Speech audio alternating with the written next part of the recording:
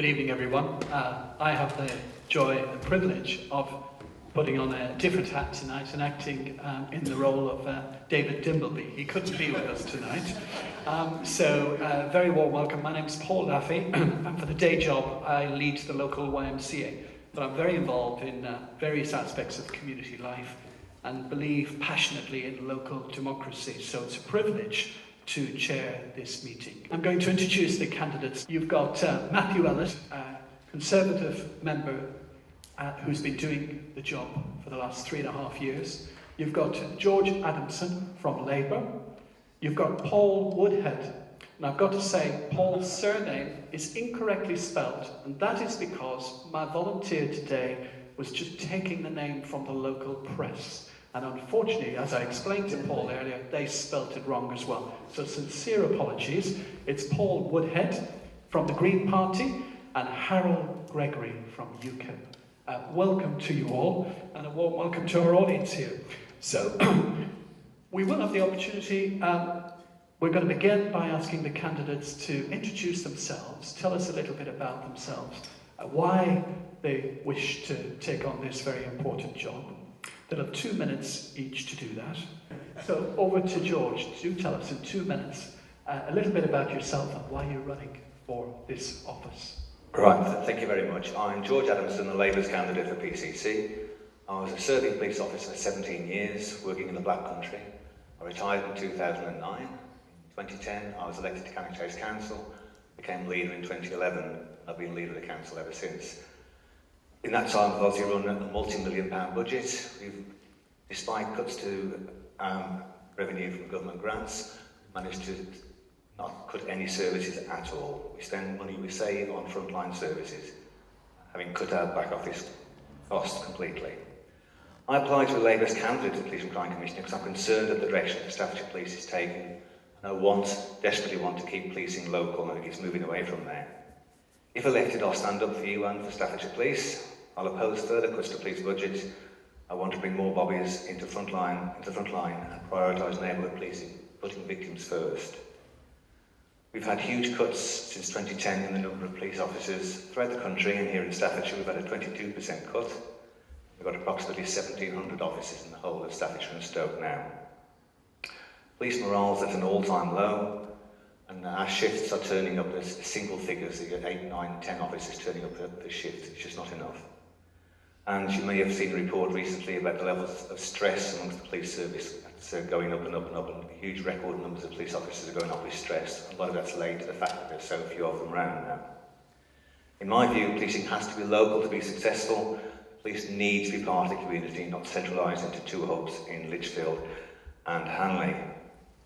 I want to ensure we bring back neighbourhood policing. I have no wish to run Staffordshire Fire Service. I think that the fire service is high performing. If I'm running PCC, I want to run the police service, not Staffordshire Fire Service. The two should collaborate, but they must remain separate. As I say, I was a police officer. I understand the police. I'm 7 years on. I'm a critical friend, and I'm not just there to support the police. I'm there to work for the people of Staffordshire. Thank you very much. That's fantastic. Matthew, could you please do tell these folks a little bit about yourself and why you're running again? Good, thank you. I've been Police and Crime Commissioner, as was said, for the past 3.5 years. Gosh, that was short, wasn't it? Oh, there we go. I thought I was having 3 seconds then. We've reloaded. So 3.5 years, the priority for me has been getting the budget back on track. It had a £20 million hole in it when I inherited the situation. We've done that. The budget is balanced to 2020. I'm pretty tight with public money, in fact very tight with public money, and I firmly believe that the answer isn't always throwing more and more money at stuff. It's about spending what you've got better. It's about spending it more effectively. I'm sure we'll come to it. I don't recognise some of the things that George has said, but what I would say is that the neighbourhood policing in Staffordshire is up by 6, which is 1%, which is better than the 17% average cuts in other parts of the country. I've done that because I've spent a fiver on the stuff you and I spend a fiver on instead of 50 quid, which seems to happen so often in policing previously. So the money's on track. Technology, the world is changing, policing needs to change with it, helping the police to meet the new challenges of the internet and all the dreadful harm that goes in on that. and also about getting police back out onto patrol. The worst parts of Staffordshire have historically seen only about 50% of police time spent policing. I've provided mobile technology to all the frontline officers, which means they can now stay out for longer. That's building at the moment. The early signs are good, 9% up on visibility. But actually by October, it should be 250,000 more hours of policing on the front line, equivalent to 110 officers, but for 1/8 of the cost of 110 officers. So it's about making the most of what we've got. That's what I'm all about. That's what I've been doing. We've worked with victims, we've formed a cadet service, we've made sure that the police are properly equipped, but the big challenge for the next 8 or 10 years is going to be to make sure they're equipped for the different sort of policing that's needed for different sorts of crimes. Thank you very much. Thank you. Over to Harold. Harold. Good evening, can everybody hear me? I don't know if I need this, I'm a sergeant in the Army Cadets, so I can probably do without. Why do I want to stand for Police and Crime Commissioner? When I was very young, we had the police come round the houses. When I was an Army Cadet, the police picked me up one day when it was raining and took me to the Army camp. The last experience I've had with the police was at Heathrow Airport. I left my jacket on a chair, went to get a paper, come back. They were going through the pockets and they were quite abrupt with me, for want of a better word. I thought, this isn't the police I know, this isn't the police I remember, this isn't the police I want. I think the police have grown away from us and I want to try and get them back. I don't know if we can actually get them on the beat anymore, but I want more PCSOs if we can't. At the moment there are only 1,695 officers as of April this year. You multiply that by 11 areas, 3 shifts, we're talking about 50, 52 people per station. So we haven't got a lot of police.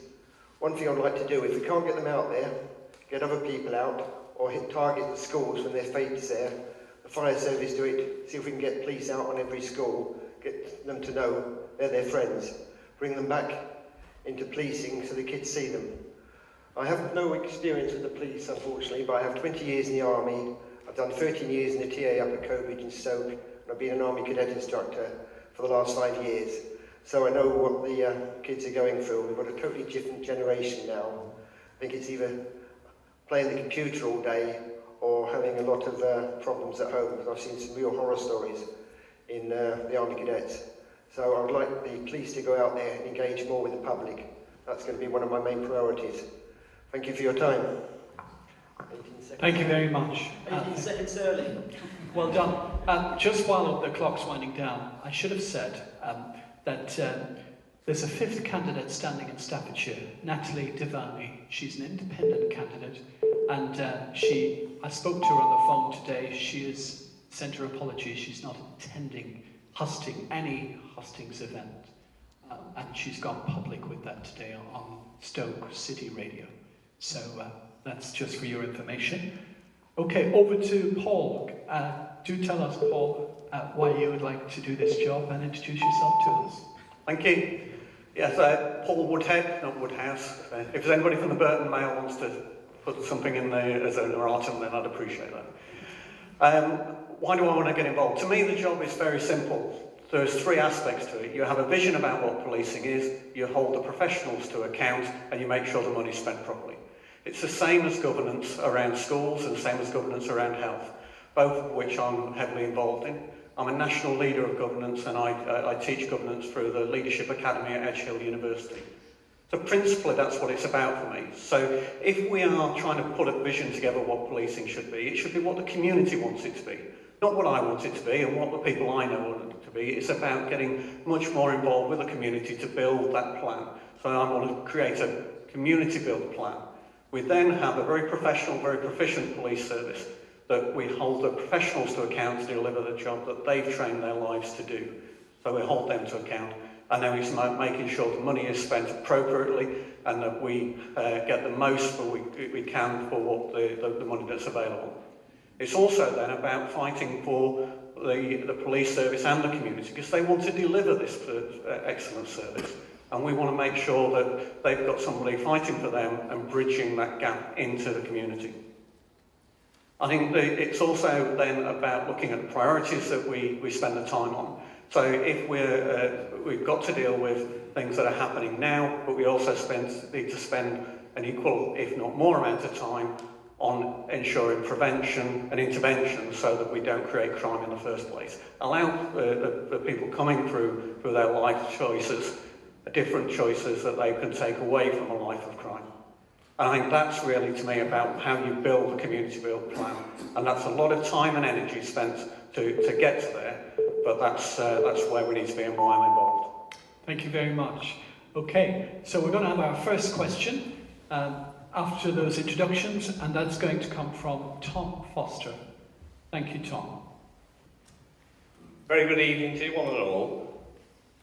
It was stated in the recently distributed Staffordshire Police Commissioner mailing to council taxpayers, a copy of which I've got with me, that due to better financial management and subsequent investment in technology, officers will be able to spend more time in communities, a small increase in neighbourhood policing numbers. Could the candidates please state what effect this would have on East Staffordshire, particularly in the rural parts of the borough? Okay, so while Darryl brings the mic back, we're going to crack off with George Adamson starting answering this question. Thank you for your question, Tom. Like I said in my opening statement, I don't think we have got more neighbourhood police officers at the moment. We've lost 22% of our officers here in Staffordshire, and the one comment I've had every time I've knocked the door is we never see a police officer anymore. We rarely see a PCSO. I'd suggest that the effect is there's not going to be an awful lot of effect anywhere in Staffordshire, never mind East Staffs or rural parts of East Staffs. Officers put on a shift, they're taken off neighbourhood policing. As I said earlier, but when the police turn up for a shift, or maybe early, late or night, whatever, they're in single figures, they're rushing from pillar to post. There aren't any officers around to do neighbourhood policing. They're taken away and they have to crew up the shifts. We've got PCSOs who rush from pillar to post. In my view, that the knock-on effect is because we've lost so many officers at dangerously low levels, that they're struggling to do the work they have to do, never mind getting out in the community. My view is part of the police, the role of the police, a major role of the police, is they should be part of the community. You can't have people just sitting in cars or sitting in centralised hubs miles away from anywhere. To be a successful police service, police need to be part of the community. People need to be able to approach them, and it's a two-way information system. You talk to the officers, talk to the public and get information, and vice versa. Having been a serving police officer, you quite often find out who's committing the crimes. Let's say Joe Bloggs down the street, he's dealing drugs, or Joe Smith up the road, he's the one who's doing your burglaries. If you haven't got local policing, you lose all of that. And it also has a knock-on effect on more important things. That's bad enough. Obviously, terrorist issues, again, information on those comes from local policing. If elected, that's what I do want to bring back. Ensure that we do have local police. And I don't want police centralised into Lichfield and into Hanley, which is what the plans are at the moment. They need to be out in the local areas based here in Burton and other parts of East Staffs, in Cannock and Leek and so forth. That's how they'll be successful. That's the only way we can do it. We need to have a reverse of the policy we've had. Centralisation is not the answer. Taking everything out of local policing, it also makes local police stations even less viable. Because if you're taking all the CIDs, scenes of crime people out of local police stations, you've got all the half a dozen or a dozen bobbies rattling around in a big police station. Next thing is, they'll close that station, which makes it even worse. We need to bring back local policing. If we don't, then our police service isn't going to be successful. Thank you very much. The same question to Matthew Ennis. Thank you. I've got no idea what these hubs are, and it's meant to be my responsibility. The two hubs, George, that you're talking about are forensic hubs. It's nothing about moving officers out of different areas and centralising them. It's forensic hubs. Now, this is interesting. Police have come to me and they've put a case why the sheer scale of technological forensics on mobile phones and all the computers and everything else is at such a scale, they want to move forensics into two new buildings that I'm providing for them, one in Hanley and one in Lichfield. They are specialist, complex forensic hubs where quality of investigation, the quality of forensic investigation can be conglomerated. This is a professional request from police officers. I think it's really dangerous when ex-police officers start questioning whether the current police officers are doing the right thing. I think it's a good business case. It has no effect whatsoever on neighbourhood policing. I couldn't agree more with what George has said on neighbourhood policing, which is why we're investing more in it out of the money available, which is why numbers have gone up by 6, and it says quite clearly in the Home Office paper they've gone up by 6 since 2012, not 2010, because I wasn't here in 2010. Since 2012, the end of 2012, 2013 really, I've made the most of the money that we have available in order to focus it on the most local policing, and it's working. The other thing is, we can't have them sitting in buildings for half of their lives. We want them outside. And I was quite shocked when I found the technology in Staffordshire Police so lacking that they'd have to go back to base for the simplest thing. So new technology, mobile technology, actually caught up with the year 2016 now, means they can stay out for far longer. It's building. We're in a rebuild phase with Staffordshire Police. It's had some very, very tough times. The early days of the cuts to budgets really hit them hard. They then found they hadn't got the money to invest in technology and do all of this stuff. The last 3 years has been about setting that right. The last 3 years has been about spending money better, sending some to the Chancellor because that's who wanted it back, and spending some on new technology, but above all, moving more of the budget that's available to frontline policing. And it's not that complicated. And I think that we're in a good position at the moment. It's growing. The agreement I've got with the Chief Constable is that at least half of the 250,000 extra hours of frontline neighbourhood policing will go on engagement, so they pop into the meetings that are important. Not for an hour. Do 5 meetings for 12 minutes, not 1 meeting for an hour. But let's get the connection going again. It's easy to say, it's harder to do, but actually we're doing it, and it's starting to work, and on the doorsteps I'm finding a little bit of notice that it's starting to work. Okay, thank you very much, Matthew. Harold Gregory, please. Right, the original question I understand was you were asking how we can actually help the rural areas more with policing, is that correct? Okay, the budget at the moment is 179 million, but wages count for 87% of it, so I don't know how much wiggle room we have. What I would like to do, if you don't have more rural areas, maybe we could use PCSOs and in libraries, schools, have boards like this, say, PCSO will be here at a certain time, so people can actually go there, meet them. If they can't get out because we haven't got enough, at least have them in areas like half an hour, so people can see that they're available and they can talk to them in private. So, I don't know if we're going to have enough money in the budget for extra. I'll have a look if I get elected, but I can't promise anything. But something like that, we can use common sense, libraries, schools, churches, say, the following officer will be here between such and such an hour or half an hour, and if you need anything in confidence or want to report anything, at least they can go out and they've got a way of meeting them easily. That's all I can promise at the moment until I actually see the budget. Okay, thank you very much. Paul Woodhead, what's your response to that question? Yeah, there's 2 aspects, and one is about the numbers and how that will impact is there, and rural crime. We don't really talk enough about rural crime, do we? It's when we're talking about these things. We are a rural county. We have some elements of town centres and the like, but rural crime in a large sense of resources is an important aspect we need to spend more time and more thoughts on than we probably do. It is about total numbers, and it's encouraging what Matthew is saying about the use of technology and that catching up. As we've all seen over the last half a dozen years, or even less I suppose, what you can do now with tablets and mobile phones is huge. And I think using that to free up additional time is exactly the sort of thing we should be doing. But it shouldn't be an either or. We shouldn't say, well, just because we're doing that, we have fewer numbers. You can't send a tablet or a mobile phone to an incident. You need bodies, you need people. There's an interactive element of that. So freeing up the time to do that is important. But it's then making sure that they are built on your priorities. And if we do a proper, not just a consultation exercise, but a much more broader conversation with the public about what they want from policing, and then we implement that in a plan that people that we hold the police to account to deliver, is really key, I think. So one of the biggest challenges that I've had talking to people about this is, well, what does PCC do?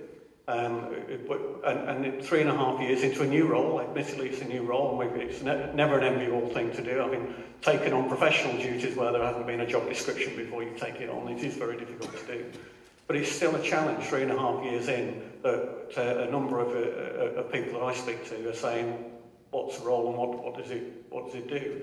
So I think there's a lot to do in terms of then speaking to the community about what those priorities are, and include rural crime as a real priority for what we need to look at.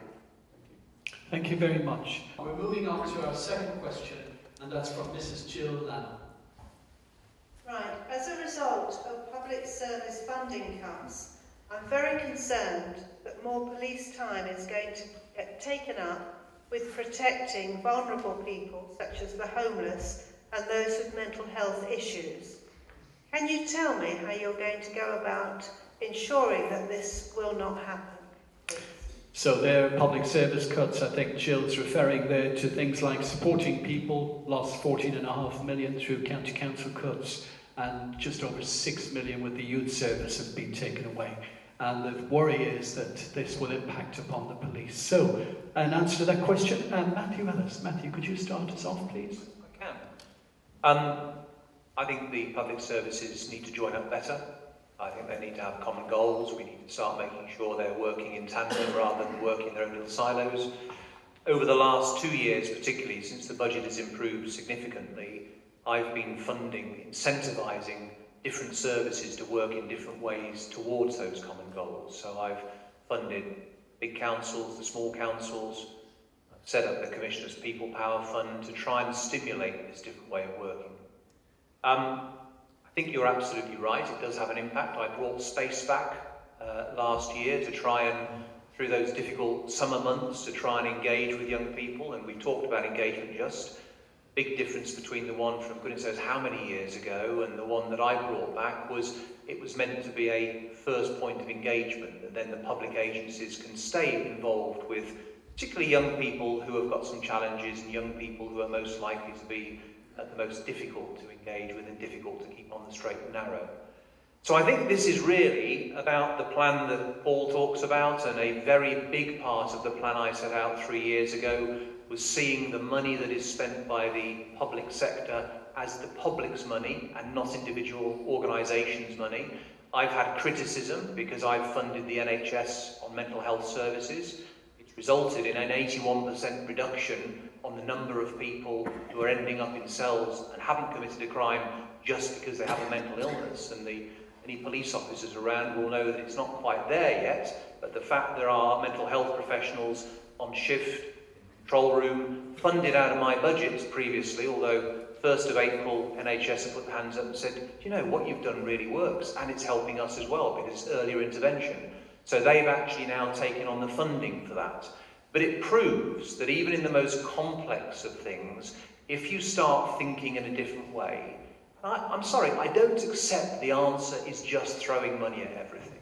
I think if you just throw money at everything, it just costs money and often doesn't improve the services. So I'm using money that I've saved to incentivise behaviour changes, to make sure that the different agencies work in a more joined up way. We've got a long, long way to go. This is very new, and it's only in the north of Staffordshire since the council changed that they will even consider joining up better than they have in the past.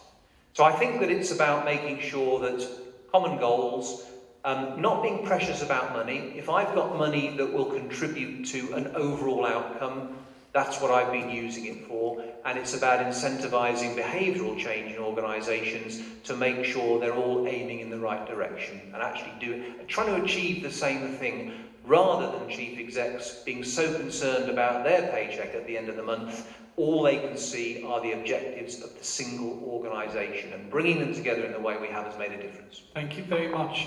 Paul Woodhead. Paul, could you... we'll swap you around. Swapping around, okay. Yeah. Okay, thank you very much. That's fine. Just before Christmas, I've been fairly fortunate in the way I've been brought up and the chances and things that I've had in life. But before Christmas, I went to sleep on the streets of Birmingham with a group of homeless to try to experience it in a limited way of what people go through. And it's very sobering what people live like at times. And it really does make you think about how hard we should work when we're in a privileged position, like one of us will be on the 6th of May, to make sure that we put these things front and centre of the solutions we come forward. I've not been in politics very long. I think colleagues, I think all three of you have been involved for a number of years. But it's, to me, working together to solve these fundamental society problems is what we're here to do.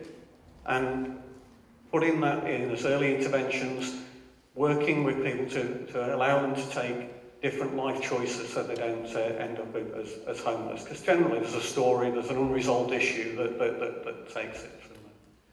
And I think that same sort of issue needs to be dealt with in terms of how we educate officers about how we deal with things like mental health and things like that, make sure people are trained appropriately. And there's great work being done by a number of organisations that do this sort of thing. So we've got to access those sort of things in the same way that Matthew's talking about, to get the people to work together much more closely so that we end up with a joined-up solution that's championed by us. That's all we can do, is really open the door for these conversations to happen. And I think that's the obligation on us on this role. Thank you very much. Harold Gregory. Good evening.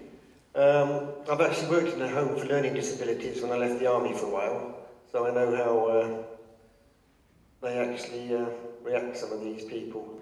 And what Matthew said there is something I wanted to do if I got the role. I want to liaise with the NHS and both see if we can work together with the budgets and create like special units. Because I see what you're saying, if the police are actually taking them and they've got them for hours and hours, they're just tying themselves up. So it's something we need to look at in a joint way. NHS, local authorities, the police budget, and see what we can do to go forward. Until I actually liaise with the people and see what we can get between us and what specialist units we can acquire or create. Also, drunks, because I don't know if you, with the army cadets, sometimes we have to take them to the hospitals in the evening, like 3 o'clock. The amount of police I see come in with drunks, it's a thing that just ties up your total resources. Maybe we can create special units for that, 2 or 3 across the county. A doctor and a police officer, paramedic. I don't know if we can do this. It's something to look at, because I want your ideas. I'm working for you, the public, and I want people to engage with the PCC, present ideas, see if we can save money, see if we can go forward. There's no bad ideas. There's probably ideas that we could use, but just depending on the funding. But let's work with all the agencies. I can see what you're saying. Is it going to tie up the resources? I don't know. It's something to look at in the future. Does that answer your question as much as I can? Thank you very much. George Adams. Yeah, thank you for your question, Joe. The answer is yes. The County Council, I'm the County Councillor, and I oppose the County Council's cuts to supporting people. I oppose them closing our youth service. But they decided to do it anyway, and with supporting people, it was particularly bad. They didn't even tell their partner organisations. It was just they wrote to the district and borough councils, cutting this budget from the 1st of April. That's it, it's your problem. I'm leader of the County Chase Council. We had to take up a lot of the slack in Cannock to cover the cost of the County Council refused to do. The same is obviously happening to the police. It's involving more work for the police because the County Council have abdicated their responsibility. They're the social services authority. They should be looking after these people and paying for them to be looked after. They've decided not to. For whatever reason, they say budget constraints. not running the budget of the county very well. They've cut all this money. The knock-on effect is they've passed their deficit on to the police, to district and borough councils, to the NHS, to charities. So the short answer to your question is, yes, more police time will be taken, police budgets will be used up, as will district and borough council budgets, NHS budgets, because the county council are refusing to accept their responsibilities. They've done it, and they did it in a dreadful way, and they've made further cuts this year. The only way we can deal with it is, one thing we do agree on, we have to work in partnership. Sadly, the county council doesn't seem to want to work in partnership with anybody, but it means the police, district and borough councils, the NHS, and local charities need to work in partnership to try and resolve this problem. These people are some of the most vulnerable people in our society, and it's not always their own fault. Someone's elderly, disabled, whatever. They need and they deserve our help, and we have to work together to help them. We cannot abandon them. But it means, yes, it does. The answer is, there is an effect on police time and police resources. It can't be avoided. We need obviously to minimise it by working in partnership with those organisations that want to work. And sadly, the county council doesn't want to work in partnership. Then we can reduce the budgets, the effect on the budgets of everybody else. But there is an effect, and there's no two ways about it. It's a poor situation. If the county council refuse to provide the money, they've just pulled the money. Lots of housing associations who support these people have also had the same problem. Charities often have to close the services they provided because of these cuts. It's a dreadful decision by the county council, and the rest of us are having to bear the cost of it, and particularly the vulnerable people here in Staffordshire. They're the real victims of the county council's policy. So sadly, the answer is yes. Okay, thank you very much. Jill, have you any comment? Sorry, Paul, I feel I ought to just correct. Yeah, no problem. If you wouldn't mind passing. Thanks, George. I think the county council have lost money, like everybody else has. But I have to say what it's stimulated is the ability for things like that came from the supporting people money, missing children's services, the... Point of order. I can't stop the argument against each other. Okay, well, I'll 2 minutes and that's... no problem. Well, I do want to open it up to the audience as well, so you will get your point as well across. All I was going to say was, kept saying the county council isn't working. Actually, Stoke City Council and the county council have come together on 5 key services because I've incentivised them financially, and it's actually delivering the service cheaper because there's less going in administration. Instead of it being commissioned 3 times over, it's commissioned once over for each locality. So I think there's a way to do it. Thank you, Matthew. Jill, did you wish to comment? Well, only to say... Sorry, just wait till the mic comes, Jill. Only to say that it's better to try and prevent people going into a life of crime by seeing the problems initially and then helping them to modify their behaviour, get involved in society and find a fulfilling way to live their lives. Thank you. If these organisations are not able to do that, then it's so much more expensive for the police to pick up a person who's gone into crime. And then when they come out with a criminal record, they find it difficult to get a job, sometimes they're homeless, because they're straight out of prison, all sorts of problems. Thank you, Jill. Is there any other member of the audience that just wants to make a point on that particular question? Any comments? Okay, no problem. We'll move on then. Question... Sorry, Paul. I beg your pardon. Sorry, Phil. Just from my perspective, around the youth service closure, obviously, the voluntary sector was working with the county council around that closure of the service, and the voluntary sector, local communities, individuals have responded to the point that there are now, 2 years on, more weekly youth activities happening across this county than there were before, resulting in a saving of somewhere around £4.5 to £5 million a year. Now, there's still a test as to whether that's sustainable, but that would suggest that, to me, my role, that the county council is prepared to work in partnership. Thank you, Phil. And I'll take one more point. Did I see the gentleman on your right? No? Okay. Right, let's move on to question 3. That is very different views there. And the third question is from the Reverend Mike Redshaw, please.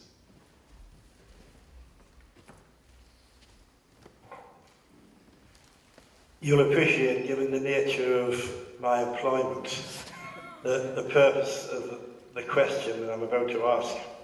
That is that, given our rich Christian history, how would each of you seek to defend the right of the Church to proclaim the good news of Jesus Christ in the streets of our town? Thank you. Our first respondent to this one is Harold Gregory. Thank you. Well, I'm all for you proclaiming the good news. I actually go to church myself, not often enough, but I do. But we are now a multi-faith society, so everybody is equally entitled to go out and proclaim whatever faith they do, as long as they do it lawfully and well-mannered. So I'm in favour of anybody going out, passing the good news of their faith, but everybody's got to have an equal say, and everybody should have the same opportunity. That's my view. Whether they be Christian, Muslim, Jewish, Sikhs. I've actually had a couple of Sikhs in the army cadets, and they're some really nice people, I've got to admit, and you know, you can't meet nicer people than the two Sikhs we have. So I'm happy for any person to go out, try and get people involved, and give them some meaning in their life. Thank you very much. George Adamson.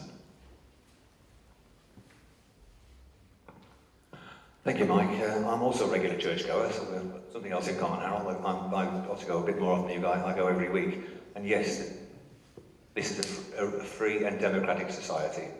Every person of every faith should have the right to go out and proclaim their faith if they wish to on the streets of Burton or Cannock or Newcastle or wherever.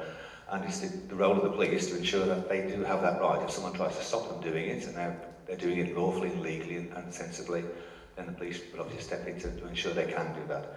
As I say, we're a democratic society with a rich Christian history stretching back nearly 2,000 years, and we should be defending that right. But as has been said, it applies to all faiths in a democratic society, but we certainly shouldn't discriminate against Christians doing it. They have just as much right to proclaim their faith as anyone else in this country, and I would certainly defend that right.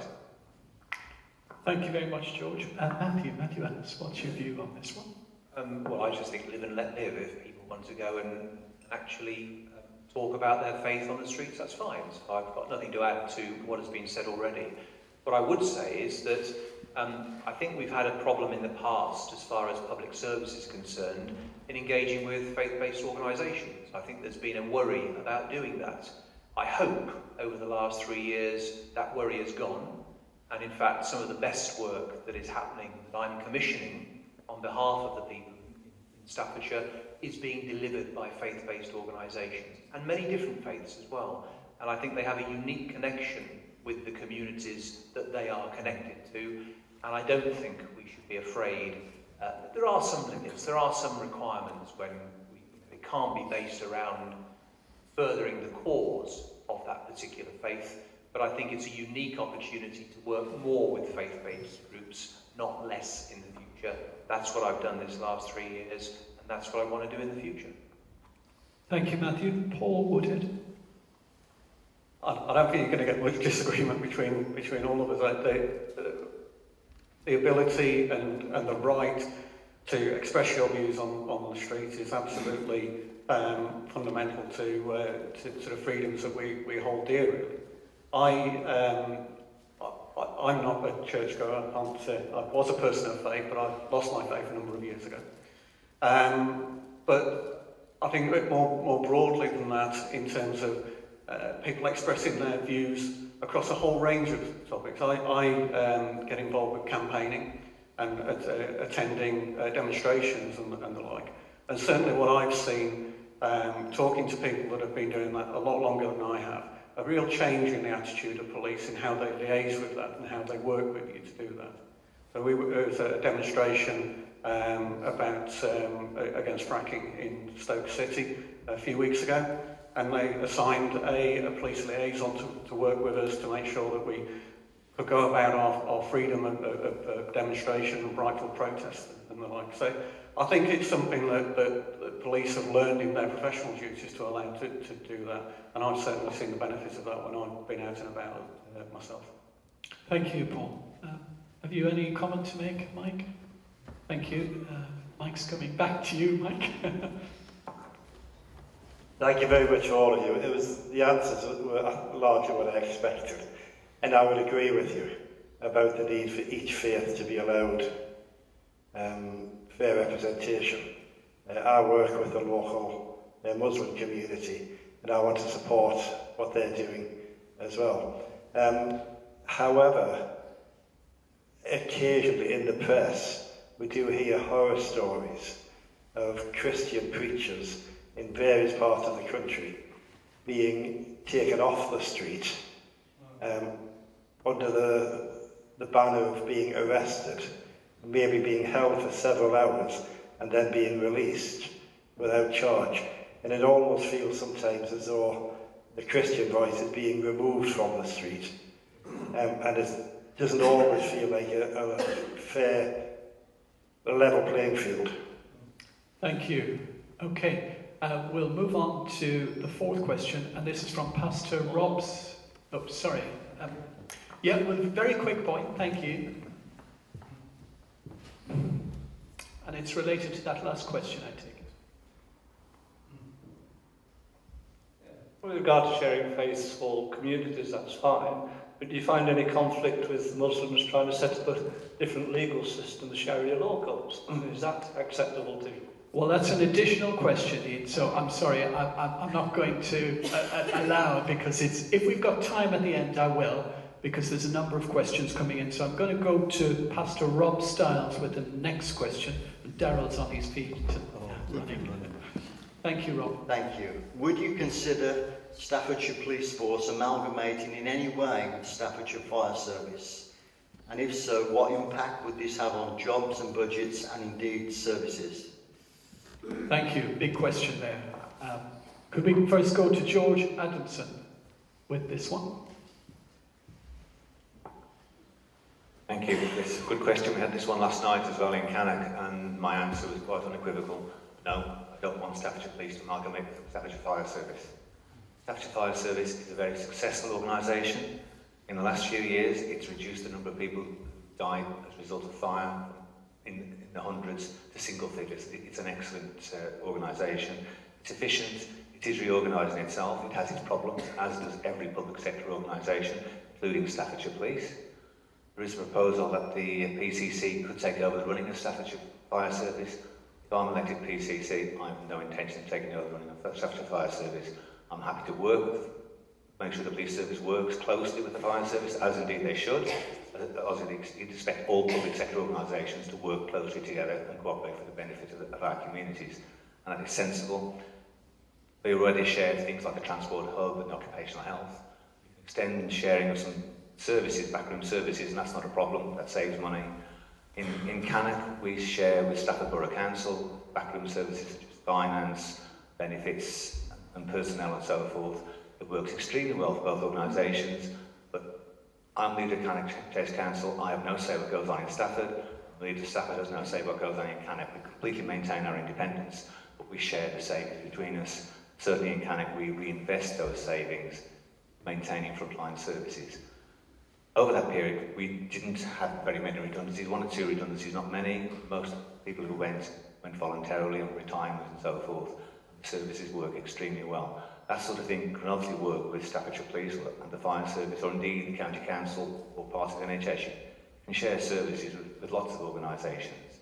It doesn't have to be with one particular one. They are 2 separate organisations, separate ethos. They shouldn't be run by one senior officer. He or she wouldn't have the expertise to run 2 specialist organisations properly. They need to remain separate. They work closely together. I'm sure you and I would expect that. But they must not be amalgamated. They are separate. I don't want people wearing uniforms. There's Staffordshire Police and Fire Service on their uniforms. They both have blue lights, they wear uniforms, but they do different jobs. They can work closely together, share backroom services to save money and reinvest, maintain frontline services. No amalgamation. Thank you very much. Paul Woodhead, please. Probably save 3 minutes by saying ditto. Fair enough. We've got more. to me, they don't need a common governance structure. They are two separate organisations. They do have separate identities. They're both respected in the communities for different roles. And I think the danger is trying to dilute that by, on either side of those equations by getting them to work together. Certainly the serving fire officers and the outgoing chief fire officer that I've spoken to have said that it's not the right thing for the fire service. Working behind the scenes about how the service is delivered, how we were talking earlier about getting the right results for people in interventions. We've seen the fire service do some really good stuff and over the last decade to reduce the number of fires and ultimately the number of deaths that's caused through that by education and intervention and some degree of increased product design and things like that as well. But you've got to educate people, and the work they've done doing that is exactly the kind of example that we should be leading into in terms of how we work together. Working back officers and how we work behind the scenes is absolutely the right thing to do as well, but it shouldn't just mean job cuts. It should be about how we make the most of what we've got to deliver the best service for the public. I don't think you need one governance structure and one person across that. Okay, thank you. Matthew Ellis. Well, the transport hub is something that I instigated to save both services £1.3 million a year, and it's worked very well. In fact, I've had some figures this week that suggest that it's saving a bit more than anticipated. I don't know how we're going to fund the fire service going forwards. Only last year they proposed 2/3 of appliances go and half of all stations going. They've just saddled themselves with 13 new PFI fire stations when actually they're enormous. They've only got one fire engine in most of them, even though they can take 4. The amount of money they're going to cost over the next 26 years has just gone up because they've had to renegotiate the deal on the PFI because they haven't got the revenue budget to pay for them. There are still 4 mothballed and not opened because they can't afford to be opened. I want to make sure that more money goes towards frontline fire services and frontline police services. And if that means deduplicating 2 accounts departments into 1, 2 finance departments into 1, 2 legal departments into 1, if we can actually push more of the money towards frontline firefighters and frontline police officers, I think that's what we need to be doing. This is absolutely not in the slightest anything to do with police officers running around with hoses or firefighters running around with truncheons. This is about rationalising the back end. It's about bringing the command structures together at the front end, the senior command structures. And bear in mind, Staffordshire Police is 5 times the size of Staffordshire Fire, and yet the management structure at Staffordshire Fire is twice the size of the police's. We need to spend money better. It's the last bastion of an unreformed service. And I'm fearful that this time next year, at the very latest, looking at the budgets at the moment, this time next year, they will be back into the mode of slashing the number of firefighters and reducing further the number of appliances and mothballing more fire stations within 12 months than being built. So, for me, it's common sense. The back office side is very important. They do a great job. But you know what? I want policing on the streets and I want firefighters on the streets ready to do what they do. And if you talk to the professionals, and I'm not talking in Staffordshire, I'm talking generally, if you talk to the professionals across the country, there are enormous benefits for bringing the command teams much closer together. I'd want to bring the contact centre back from the West Midlands, where they're making a fortune out of Staffordshire Fire Service at the West Midlands Fire Service, and I'd want to rehouse it back in Staffordshire alongside the police one. We could save a lot of money, we could improve services, and we could actually safeguard the future of fire, which is in terrible, terrible risk at the moment. Thank you, Matthew. Harold Gregory. Well, I'm slightly in favour of what Matthew said here. However, what's going to happen? At the moment, we've got things in the paper say it's going to happen. How is it going to happen? How is it going to go through Parliament? What are they going to change? I've been in the army, like I say, for 20 years, and a lot of the brigades and divisions that used to be have been amalgamated. We all said it would be a disaster. We've had some, not quite what we wanted, but a lot of the divisions, brigades got amalgamated to save brigade staff, brigadier salaries. Let's see what's going to happen, and let's actually see what comes through Parliament. And if we can save on the backroom staff and combine the 2 HQs, we're going to save money rather than have two, have a slightly bigger one staff. Again, until it actually happens, nobody knows exactly what's going to happen. So I can see what you're saying. Everybody says it's in the paper, but it hasn't gone through Parliament, and nobody knows exactly what's going to happen. To me, it worked in the army. There was a lot of jumping and throwing, and there was not everything what everybody wanted, but they did save budgets and they kept more frontline troops. So let's see what comes out and have a look what the bill is like when it comes through. Thank you very much, Harold. Do you have a view, Rob? Okay. Question 5. L. Warner. L, please. Thank you. Much is said about the Police and Crime Commissioner being electorally accountable, and there's a lot of activity obviously at the moment, and that's only every 4 years. What will you do in between elections to remain accountable to the public that you will represent? Okay, thank you. Paul Woodhead, please. I think this is fundamentally where the role should be, and it is about being out in the communities. It is about involving groups like the ones we're with today and many others that represent their communities. But I think it's much broader than that as well. As I said earlier, that one of the challenges we've had is people recognising what the PCC does and what the role that they can play. It's a very big job. It's a very big job, and it can have a huge impact on how we get society to work better to prevent crime in the first place. And the best way to do that is engagement, day in, day out. I've run my own business now for 12 years, something like that. There isn't a 9-to-5 job when you run your own business, as I'm sure many small businesses will know. It is 12, 18-hour days, 7, 8 days a week, really. And that's the kind of commitment that you need to this. You've got to be talking to people in every aspect. And some of those conversations will be quite challenging, because they're not going to be the things you want to hear, but you want to draw together all those opinions and that engagement to be accountable. We were talking earlier about parish councils and greater involvement with parish councils as well. It is that much more community-enhanced, community-built plan that will then make us accountable.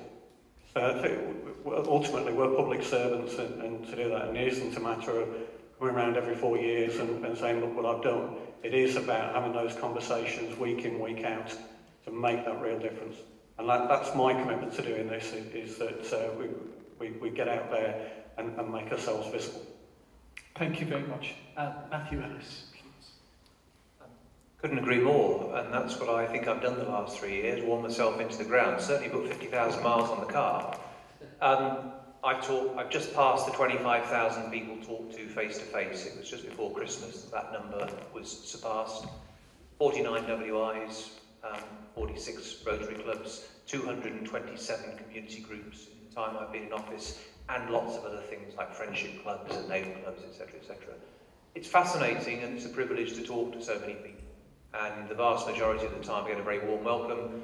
Yes, I talk endlessly about the role. It amazes some people because they didn't really realise what the role was. I think it's recognised a bit more now than it was, but absolutely engagement is top-notch, and it needs to be.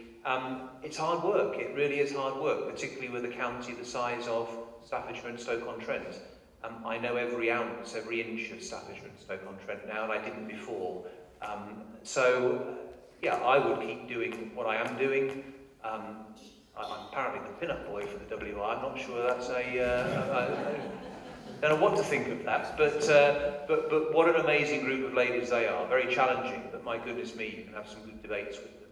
So I totally concur with what you've said. The only bit I wouldn't concur with is the fact that any more could have been done. I really do think that I've gone out of my way to go to every single thing I can do. I try and make it more than 25 people, and it's very, very rare I've had 6 people and a dog. Very occasionally, but even those, the dog has been absolutely fabulous as far as their contribution is concerned. But no, I completely agree with you. It's a main part of the job, but it does mean you do an awful lot of 17 and 18-hour days, and I concur with that as well. But do you know what? It's so enjoyable, those meetings, till 10 o'clock at night. You forget that you've been up since 6 in the morning, so it's fine. Absolutely. Thank you. Harold Gregory. Well, basically, as I said earlier, to me, I'm working for you. I want you to engage with me. I want the public to send emails. That's one thing I think Matthew fell down on, because my local councillor, Jackie Barnes, says she emailed you 4 times. You didn't reply. I think she wants some word with you when you get to Stoke on Monday on that one. Okay, fair enough. Okay. Did she? All right. But basically, I want the public to contact the PCC, like the cadets. You go out, you work till 10 o'clock at night. It's something I want to do. Like these boards over here, they cost £79. On the local library, there was a PCSO, like I was saying. She was in there for 3 hours. I would like to get something like that. PCSOs to go out there, have it outside the library, rather than just 200 or 300 people come in the library. Get it outside, 2,000 or 3,000 people know that they can come in and meet her. Go out there, try and engage. This is what I want to do. Like I said, I've done it with the cadets. I want to go out there and I want to meet people. I want you to email me, especially if you've got ways of saving money. You know, I don't mind pitching anybody's idea if it helps save money on the budget. That's one of the things we're here for, to make it more efficient. So go out to schools, WIs. I hope you haven't got one of those special calendars that they do with the pin-up. But that could be worrying. But no, I totally agree with Matthew. The only way you're going to get to know people is get out there and meet them and try and tell them what you do, what the role of the PCC is. Thank you, Harold. George, please. Thank you, George Adams. Yeah, I think it's probably something we're all pretty much in agreement with. The problem that every PCC had, they were elected in 2012 with about 12% of the vote.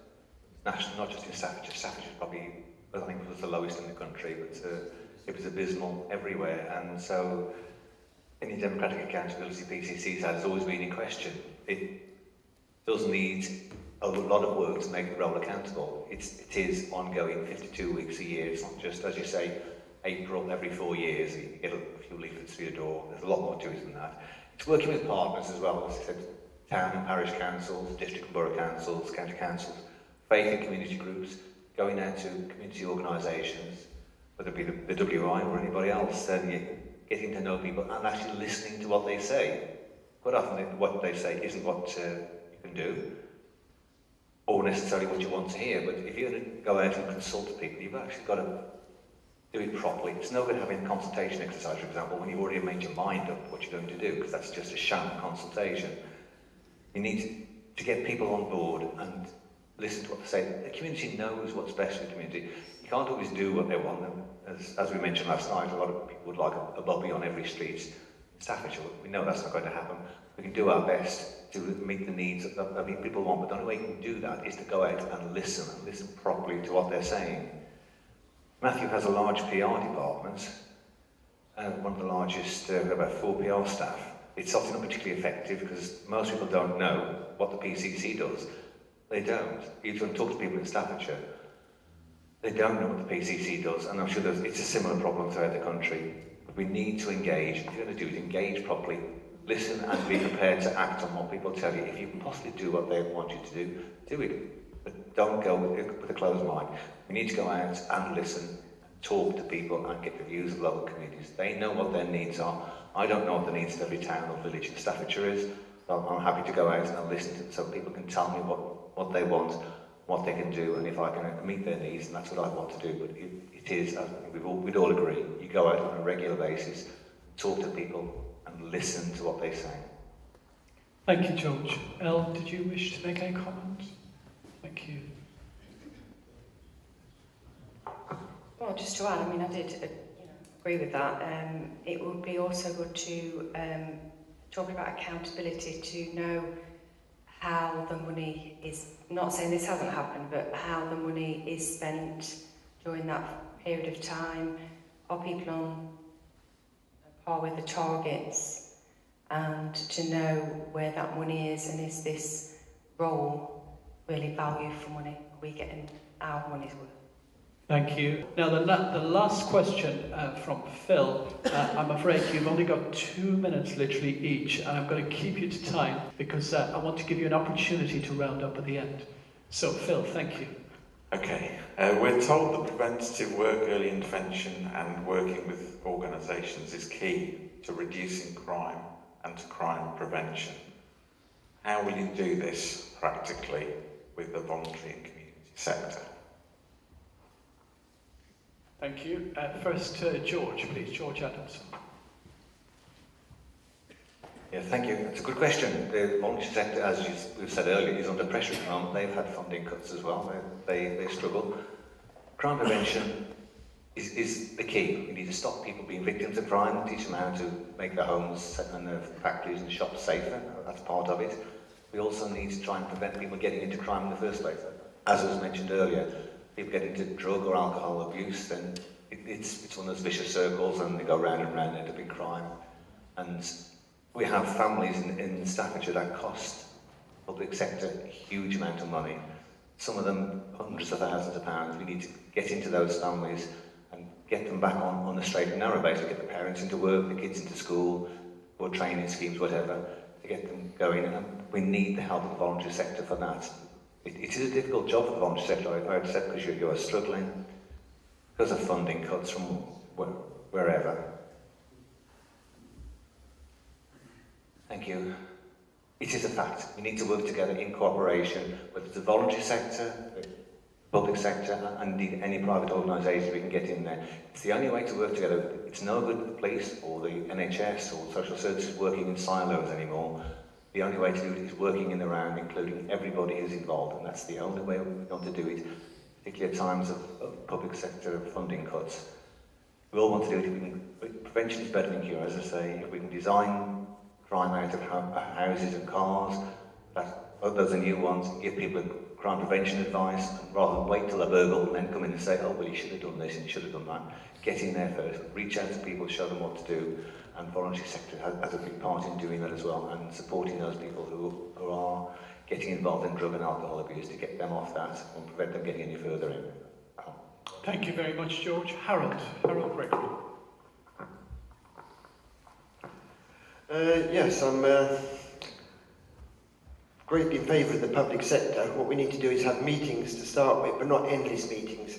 Decide what you want to do, go out there and do it. The role of the Police and Crime Commissioner was to be more mobile and to be more democratically accountable. So get people together. We're going to do this. Let's get out there and do it, because sometimes you get bogged down in meetings. Get the voluntary sector, see if we can get pensioners and things to help us. There's more and more older people, a lot of them are skilled people. Let's get out there, get people moving, and actually try and get the whatever needs to be done fast.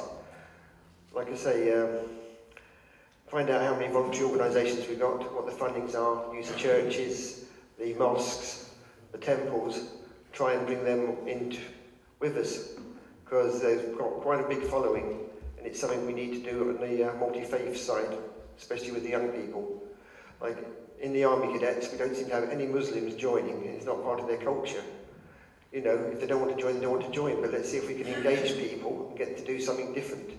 I can't really say much more than that till we actually go out and do it. But the whole point of the PCC, as far as I can see, is get things moving and be quick off the mark. Thank you. Paul Woodhead.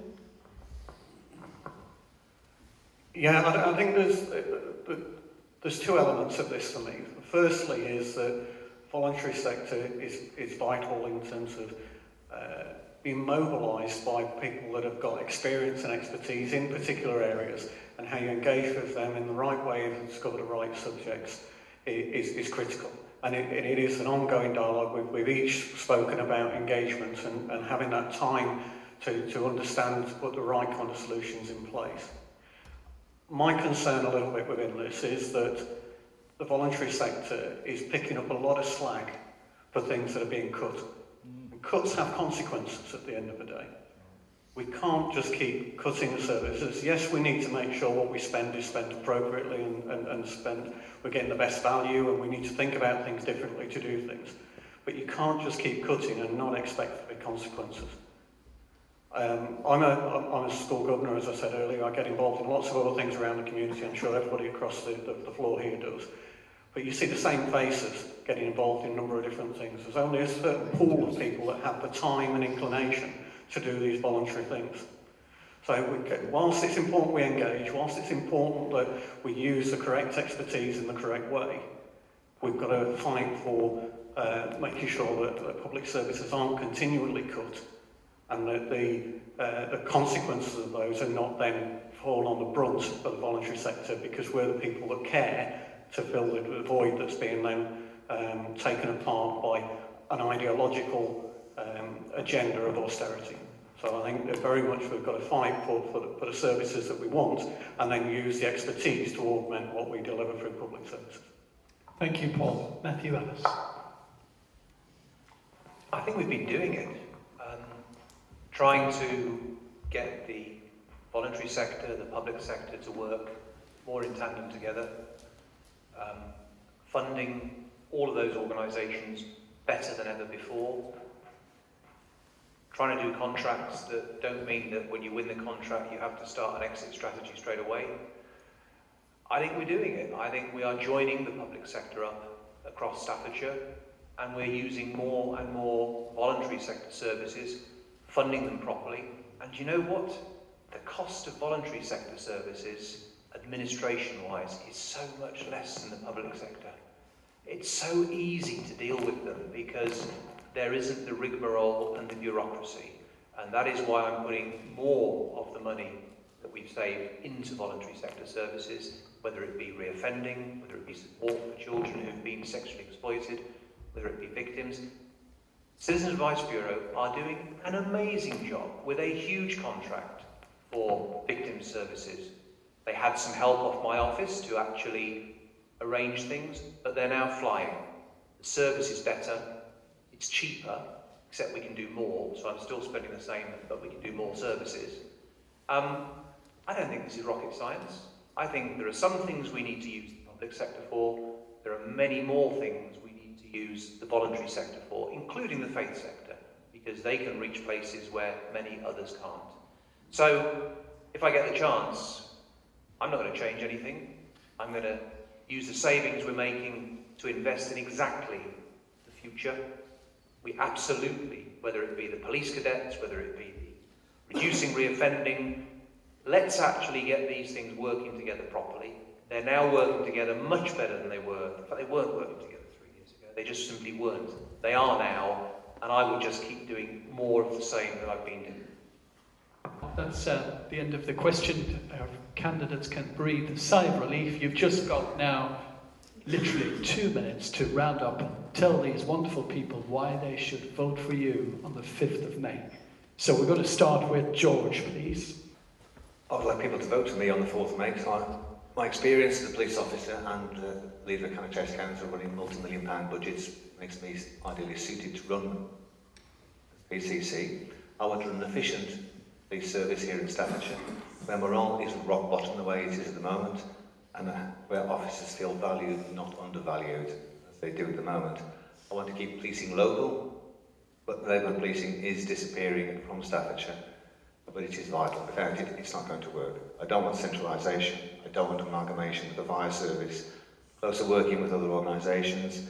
Collective working didn't just start 3 years ago. It's been going on for some considerable time. Obviously, it works better in some places than others. Nothing is perfect. We need to improve working together with other organisations, especially the people like the fire service, like the NHS, like the ambulance service. That needs to improve. It has been going on for some time. We need to keep policing local to make it successful. As I say, I don't do empire building. We don't unnecessary reorganisations. We saw what happened to the NHS when that was unnecessarily reorganised 3 years ago. It was expensive and disastrous mistake. We don't want to be doing that with the fire service and the police service. We need a lean, efficient police service that represents our communities and works in our communities. And that's what I will do if I'm elected as PCC. And the comment from the gentleman over there, earlier to his questioning, the police should be supporting faith communities and organisations. I have no time for politically correct statements saying you can't say the word Christmas because it might upset somebody and invent Winterfest and silly things like that. I've worked with Muslims and I was in the Black Country. They were never offended by us celebrating Christmas. We shouldn't have stupid politically correct decisions made like that. I would certainly make sure we don't do that, but please support all our faith communities. Thank you very much, George. Matthew Ellis.